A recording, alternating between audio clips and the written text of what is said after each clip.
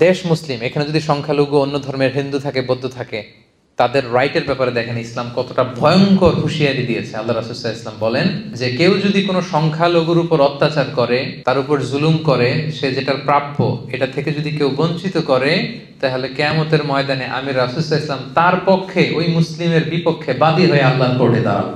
আপনি নামাজ পড়তে পড়তে কপালে দাগ ফেলাই দিয়েছেন, দাড়ি রাখতে রাখতে এত লম্বা জুব্বা, এরপরে হিন্দুদের বাড়ি দখল করতেছেন আর বলতেছেন আপনি বড় হাজী সাহেব। আল্লাহ রাসূল সাল্লাল্লাহু আলাইহি ওয়াসাল্লাম বলেন কিয়ামতের দিন আল্লাহ রাসূল ওই হিন্দুর পক্ষে থাকবে, আপনার বিপক্ষে। কথাটার ওজন খেয়াল করেন। আল্লাহ রাসূল সাল্লাল্লাহু আলাইহি ওয়াসাল্লাম বলেছেন তুমি মুসলিম হও, তুমি হাজী হও, তুমি যেটা হও, তোমার বিপক্ষে থাকবে আমার অবস্থান কিয়ামতের দিন। আচ্ছা, সোজা সাপটা একটা আনসার দেন। রাসূল সাল্লাল্লাহু আলাইহি ওয়াসাল্লাম যদি কারো বিপক্ষে বাদী হয়ে দাঁড়ায়, যার শাফাআত ছাড়া আমরা জান্নাতে ঢোকা কল্পনাই করতে পারি না, তিনি আমার বিপক্ষে আল্লাহর সুপ্রিম কোর্টের ট্রাইব্যুনালে আমার বিপক্ষে, জান্নাতে যাওয়ার কোনো সুযোগ কি আমার সেদিন থাকবে? জন্য খবরদার। সংখ্যালঘুদের ব্যাপার দেখেন ইসলাম কত কঠিন হুঁশিয়ারি দিয়েছে।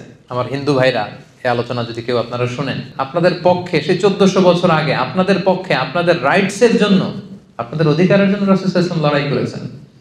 স্পষ্ট ঘোষণা, সংখ্যালঘুদেরকে আক্রমণ করলে, এদের উপর অত্যাচার করলে, জুলুম করলে, এদের প্রাপ্য অধিকার থেকে বঞ্চিত করলে, আমি নবী কিয়ামতের দিন সংখ্যালঘুর পক্ষে দাঁড়াবো, তার বিপক্ষে দাঁড়াবো।